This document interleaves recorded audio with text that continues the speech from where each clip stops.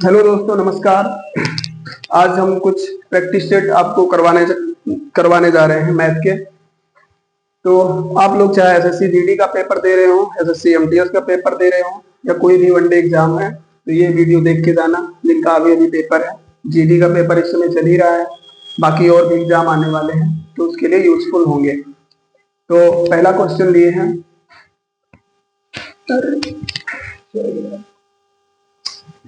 Marker से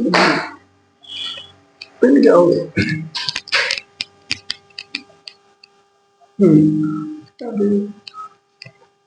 ये पहला क्वेश्चन है। एक दुकानदार 10% की छूट देता है और फिर भी उसे 30% का लाभ कमाता है। उस वस्तु का क्रय मूल्य क्या है जिसका अंकित मूल्य 500 रुपए हो। तो देखो, हमेशा जो भी छूट दी जाती है वो हमेशा अंकित मूल्य पर ही दी जाती है, और जो हमें फायदा होता है वो क्रय मूल्य पे होता है। तो यहाँ पे डायरेक्टली फार्मूले का यूज ना करो, शॉर्ट मेथड लगाओ, ज्यादा बढ़िया रहेगा। कि भाई अंकित मूल्य कितना दिया है, 500 रुपए दिया है। चलो, अंकित मूल्य यहाँ पे 500 दिया है, ठीक। और इसमें छूट दी जाती है कितने की, 10% की। तो 10% अगर इसको कम करना है तो भाई 100 में से घटा के लिखते हैं, तो 9/10 यहाँ पे लिख सकते हैं।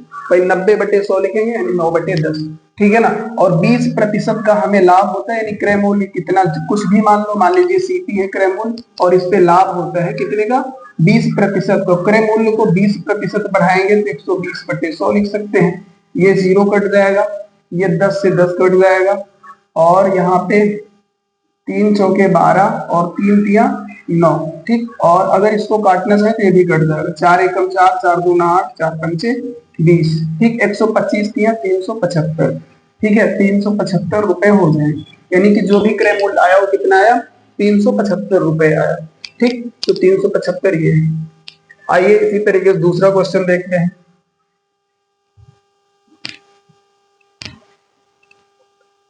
एक अंगूठी का औसत वजन 10 ग्राम है।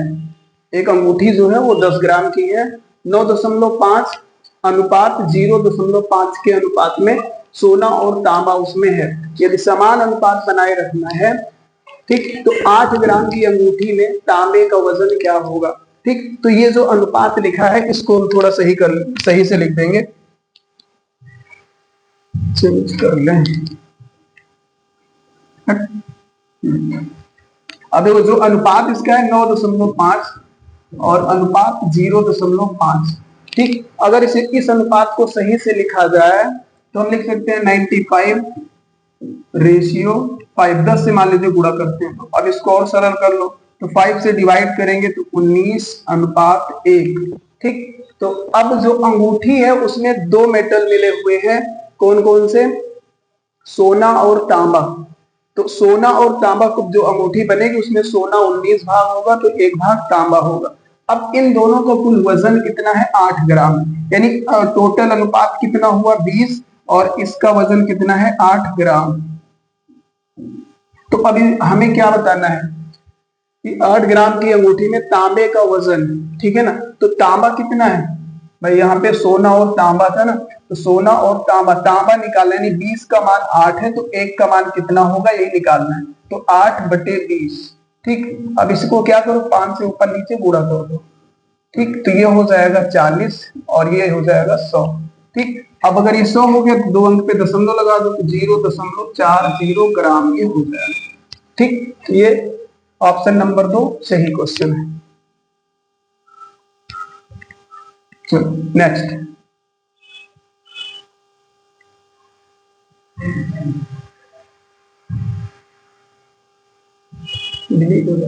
एक कैलकुलेटर का अंकित मूल्य 1200 रुपए है। इसे 25% की छूट पर बेचा जाता है। यदि कैलकुलेटर का क्रय मूल्य 800 रुपए है तो लाभ क्या होगा, ठीक है। तो भाई अगर यहाँ पे सीपी की बात किया जाए तो सीपी कितना रुपए है, सीपी यानी क्रय मूल्य 800 रुपया है, ठीक। और कैलकुलेटर का अंकित मूल्य यानी कि जो सामान पे प्राइस लिखा हुआ है उसका मूल्य है 1200 रुपए। तो जो भी कोई भी जितने का खरीद के लाता है उतने का बेचता तो है नहीं, उसे बढ़ा करके लिखता है, फिर उस पर छूट देता है, ठीक, तो बेचता है। तो वैसे एक दुकानदार 1200 रुपए उस पे लिखता है और इसे 25% छूट पर बेचता है। तो 25% किसी को भी कम करना रहा करे तो 100 में से घटा करके लिख दिया करो, यानी 100 में से 25 घटाएंगे तो 75 हो जाएगा और नीचे 100 लिख दो। ठीक है, तो ये वाला कट जाएगा 2 जीरो और 12 पंचे 60, 12 सते 84, 6 90।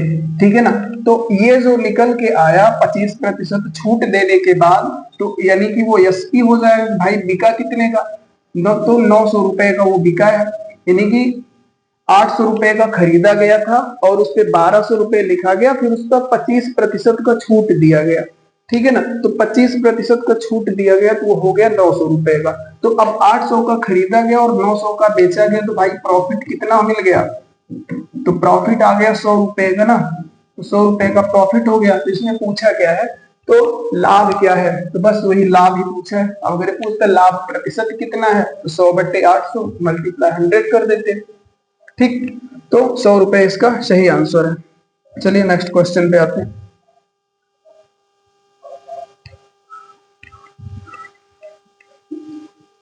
ए ने 1700 रुपए में एक पार्कर पेन खरीदा और इसे 11% के लाभ पर बी को बेच दिया। बी ने उसी पेन को अपने ग्राहक को बेचा और 20% का लाभ कमाया, विक्रय मूल्य ज्ञात कीजिए। तो इसमें दो बार लाभ हुआ है, यानी सक्सेसिव लाभ हुआ है, तो चाहे सक्सेसिव वाले फार्मूले से लगा दो या डायरेक्ट लिख दो। चलो बता दें, 1700 रुपए का ये सामान ए ने एक पार्कर पेन खरीदा। ठीक, अब क्या है कि इनके ऊपर मुसीबत आ गई और ये जो है मजबूरी में उस पेन को बेच दिए। ठीक है ना, और 11% का लाभ लिए। तो 11% का लाभ लिया, तो जब प्रॉफिट हो तो 100 में जोड़ के लिखा करो और जब नुकसान हो तो 100 में घटा के लिखा करो। ठीक, अब इतना लाभ लेकर के उसने बी को बेच दिया, यानी बी ने इतने का खरीदा। ठीक, अब उसके बाद बी ने उसी पेन को अपने ग्राहक को 20% का लाभ कमाया। अब बी के पास भी मजबूरी आ गई और उसने 20% का लाभ लेकर फिर से एक आदमी को बेच दिया। ठीक, तो अब यहाँ पे टोटल फाइनल जो है बी ने कितने रुपए का बेचा वो आ जाएगा। ठीक, तो यहां से जो जो भी कट रहा हो वो काट लीजिए, ये कट जाएगा, ये जीरो ये वाला कट जाएगा। ठीक, कटने वाला कुछ इसमें है नहीं।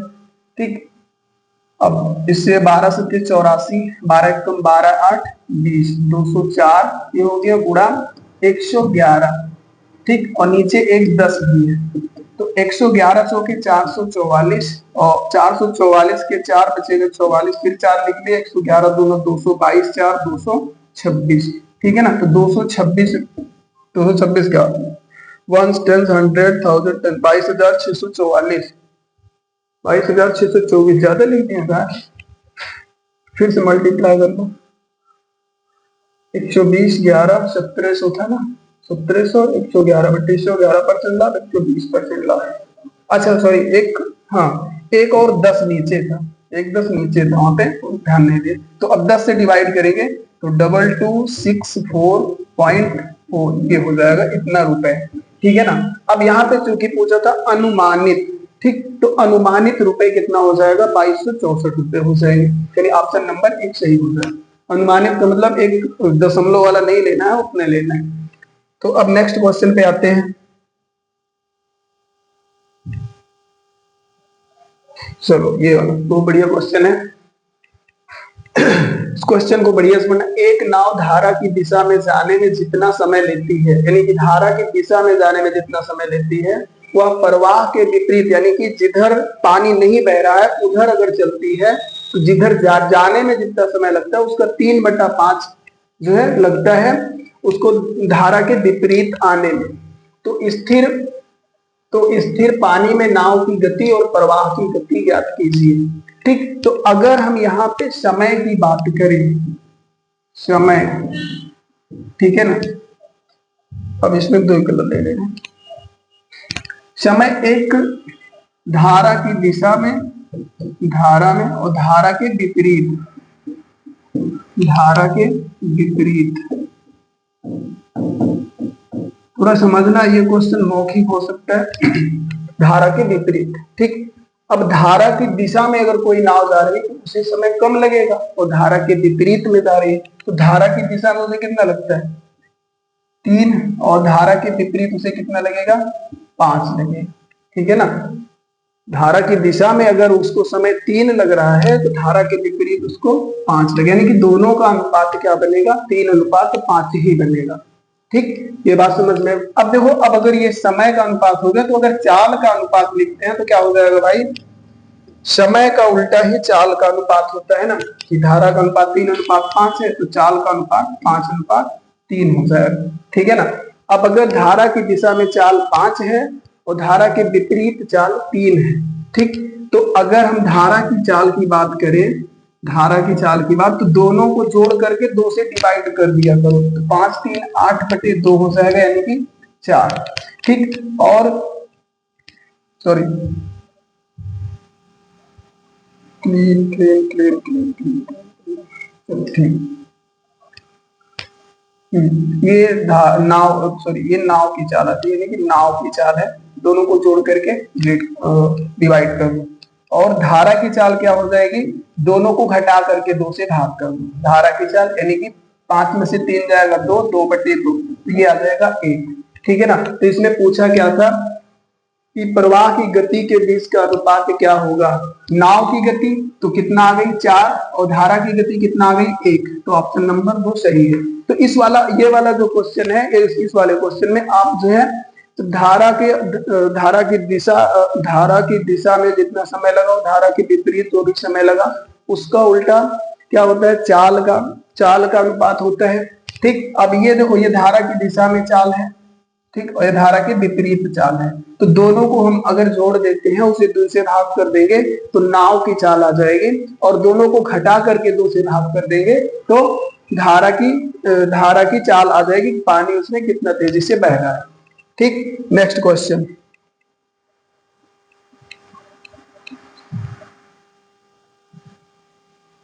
चलो वो बढ़िया क्वेश्चन। 3 वर्ष पहले राम और श्याम की आयु का अनुपात 5:1 था। ठीक, ध्यान से समझना, राम, कलर नहीं देख रहे, श्याम, ठीक, तो 3 वर्ष पहले राम और श्याम की आयु का अनुपात, ठीक, 5:1 था, यानी कि अगर ये 5 साल का था तो श्याम जो है 1 साल का था। 10 वर्ष के बाद आयु का अनुपात 12:5 हो जाएगा, यानी कि ये 12 का होगा तो ये 5 का होगा। वर्तमान से कितने वर्ष के बाद राम की आयु श्याम की आयु की 2 गुनी हो जाएगी। ठीक, यानी कि वर्तमान में हमें बताना है, वर्तमान में राम, वर्तमान से कितना समय बाद, वर्तमान से कब राम जो है श्याम का 2 गुना हो जाएगा। तो देखो राम, ये वाली जो एज दी गई है ये कब की है, 3 वर्ष पहले, 3 वर्ष पहले की आयु। ठीक, और ये वाली क्या है, 10 वर्ष के बाद। ठीक, यानी 3 वर्ष पहले राम और श्याम की आयु का अनुपात 5:1 था, 10 वर्ष के बाद आयु का अनुपात 12:5 हो जाएगा। ठीक, तो ये 10 वर्ष के बाद, यानी यहां से 10 वर्ष के बाद, 10 वर्ष के बाद आयु का अनुपात 12:5 हो जाएगा। ये 10 वर्ष बाद, अब अगर वर्तमान से 10 वर्ष बाद, आज से 10 वर्ष के बाद, ठीक है, इतना ही। अब देखो यहाँ पे ये खाली इतना करना, एज वाले क्वेश्चन में ये इतना देखना कि राम और श्याम की आयु का जो अंतर अभी है वो 50 साल के बाद भी वही रहेगा। ठीक, तो चाहे 10 साल बाद हम उनकी आयु का अंतर निकालें या 20 साल बाद उनकी आयु का अंतर निकालें, हमेशा सेम रहता है। तो यहाँ पे अगर अंतर देखा जाए कि भाई यहाँ पे अंतर कितने का है, 4 का है, ठीक है, और यहाँ पे अंतर कितने का है, वो 12 और 5 यानी कि 7 का है। ठीक, तो अंतर अगर हम बराबर करेंगे, क्योंकि कोई भी 2 लोग हैं, जैसे मेरा भाई अगर मुझसे 2 साल बड़ा है तो पूरी जिंदगी भर 2 साल बड़ा रहेगा, या 2 साल छोटा है मेरा भाई मुझसे, तो हमेशा पूरी जिंदगी भर 2 साल छोटा रहेगा, तो वही अनुपात यहाँ पे बना लिया करो। तो उनके अंतर को हम बराबर अगर करें तो ये 4 है, ये 7 है, तो 7 और 4 का एलसीएम 28 होता है ना। तो अगर इस वाले में 7 से मल्टीप्लाई कर दे और इस वाले में 4 से मल्टीप्लाई कर दे तो सही हो जाएगा। तो भाई ये वाला बन जाएगा कितना, 35, और ये वाला बन जाएगा 7, और ये वाला 48, और ये वाला बन जाएगा, इससे गुणा करें 4 से ना, ये वाला हो जाएगा 20। तो ये नया वाला अनुपात कलर चेंज कर दे रहे हैं। तो अब ये नया अनुपात बन गया, ये वाला ध्यान रखिएगा, ठीक है ना। ये 35 बना और ये वाला 7 बना, ठीक। तो यहां से देखो ये 7 से 20 हुआ, तो ये भाई 3 साल पहले की एज है और ये 10 साल बाद की एज है। तो अगर मैं बात करूं आज से 3 साल पहले और आज से 3 साल बाद, तो टोटल एज कितना का अंतर हो जाएगा, तो कहोगे 13 का अंतर हो जाएगा, ठीक है ना। तो अगर हम वर्तमान की आयु लिखें, ठीक है ना, वर्तमान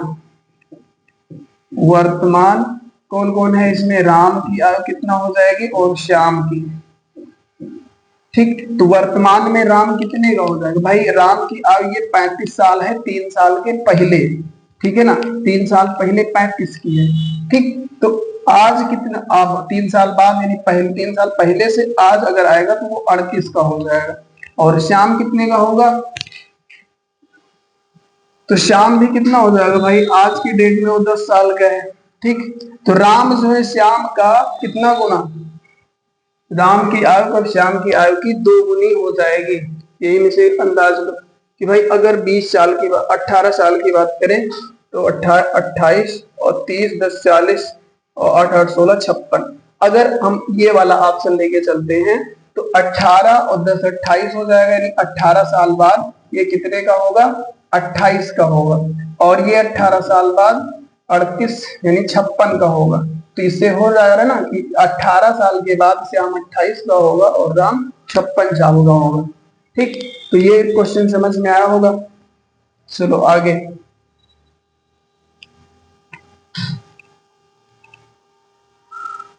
तो ये दूसरा, तो ये नेक्स्ट, चलो भाई ये वाला क्वेश्चन करते हैं।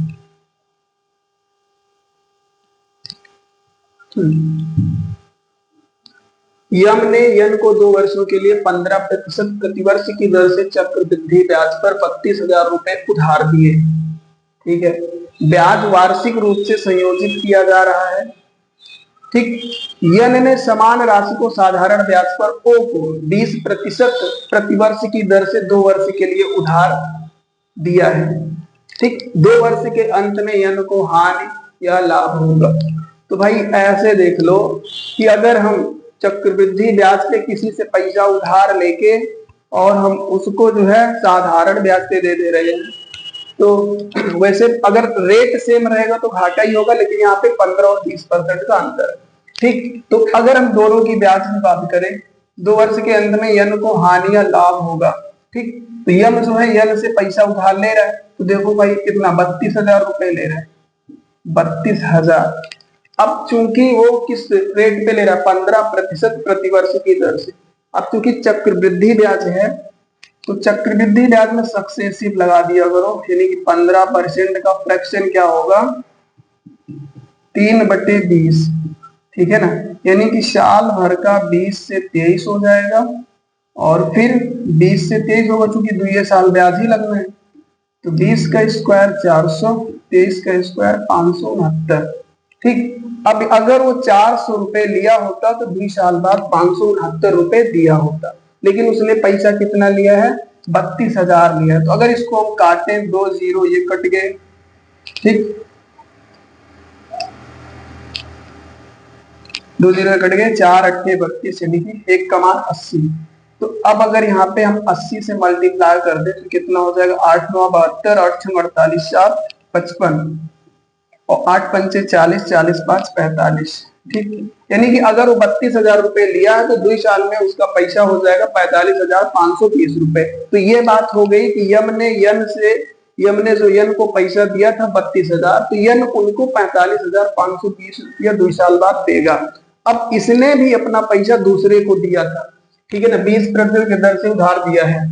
अब इसमें क्या है, साधारण ब्याज दिया है, ठीक। तो उसने जो 32,000 रुपए लिए थे, उस 32,000 को 20% प्रतिवर्ष की दर से उधार दिया है। तो एक साल तो साधारण ब्याज में कोई परिवर्तन तो होता नहीं, पहले साल का 20% तो अगले साल का भी 20%। तो इस तरीके से जो है 40% कुल ब्याज मिलेगा भाई। तो 32,000 का 40%, जीरो काटो, एक जीरो यहाँ, तो कितना मिलेगा उसके 32, 0 0 4 दूना 8, 4 दिया 12, तो 12,800 रुपया ब्याज मिलेगा और 32,000 रुपये पहले का,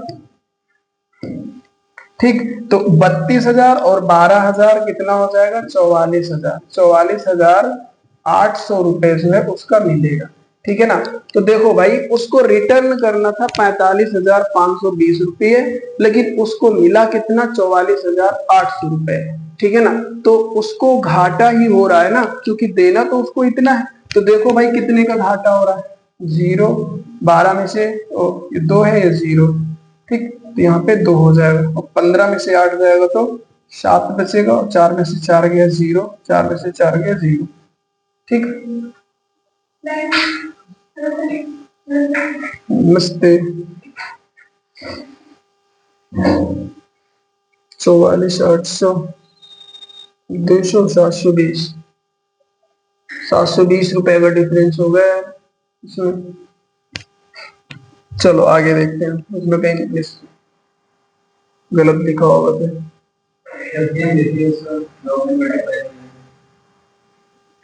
23 का स्क्वायर कितना होता है, 569 होता है ना, 20 का 400 होता है बस।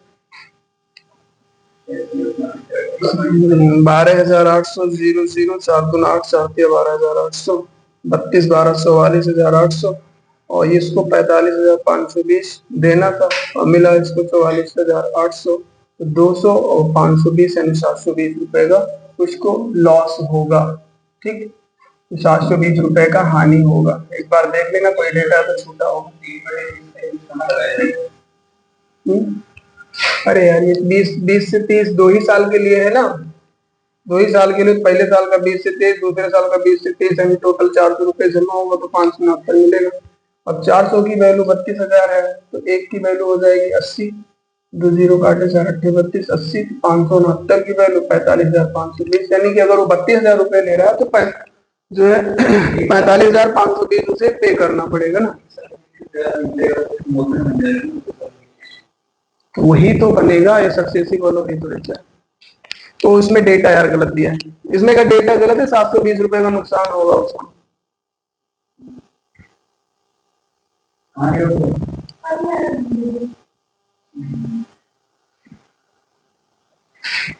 चलो ये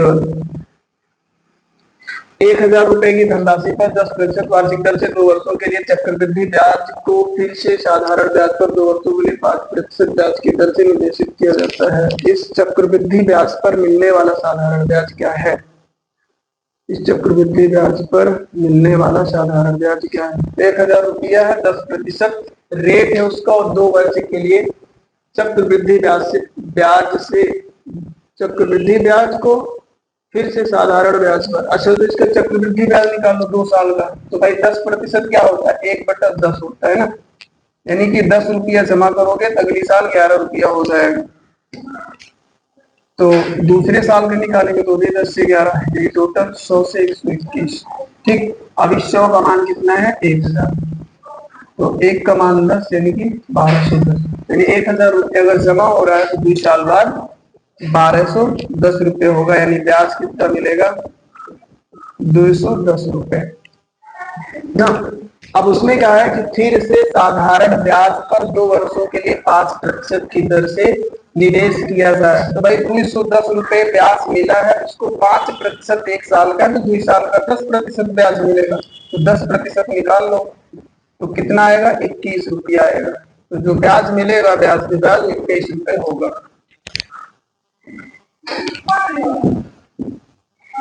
चलो आगे।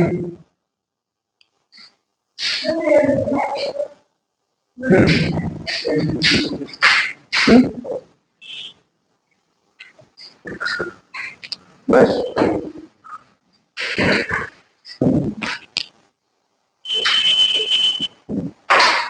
सर, 3 व्यक्ति XYZ